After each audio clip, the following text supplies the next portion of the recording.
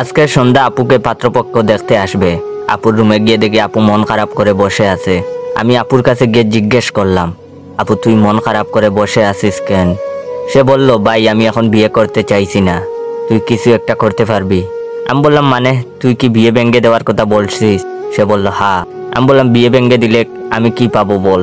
সে বলল, বল তোর কি চাই? আমি বললাম, আমাকে 1000 টাকা দিতে হবে, তাহলে চেষ্টা করে দেখতে পারি। সে বলল, ঠিক আছে।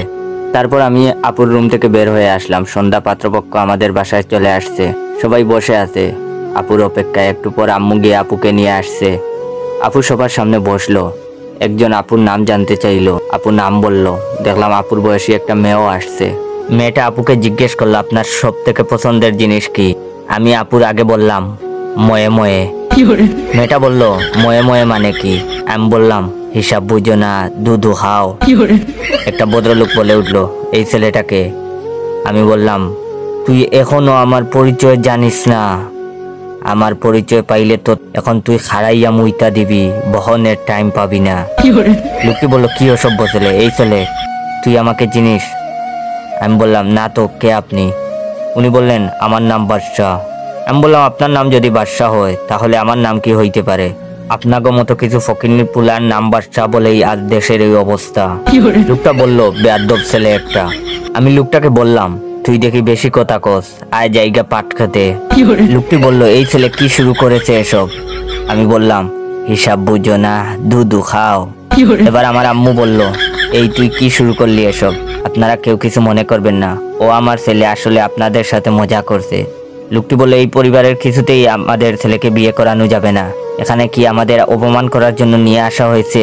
এই চল সবাই। সবাই চলে গেল রাগ করে। আম্মু আমার কাছে এসে বলল, তুই এটা কি করলি? তুই জানিস তোর জন্য তোর বোনের কত বড় ক্ষতি হয়েছে?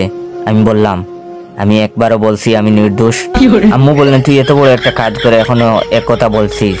আমি বললাম, আমি নির্দোষ দাবি করছি না। আমি যখন জানি আমি দোষী, তখন আমি কেন নিজেকে নির্দোষ দাবি করব? আমি দোষী। আমি কি আপনাদের একবারও বলছি আমি নির্দোষ? তখন আমার আবেগ কাজ করছে, বিবেক কাজ করে নাই। পৃথিবীর সব থেকে বড় আদালত হচ্ছে মানুষের বিবেক। তখন যদি আমার বিবেক কাজ করত, তাহলে আমি এত বড় পাপের মধ্যে জড়িয়ে যেতাম না। আম্মু বলল, তোর আব্বু আসুক, তারপর তোর বিচার হবে।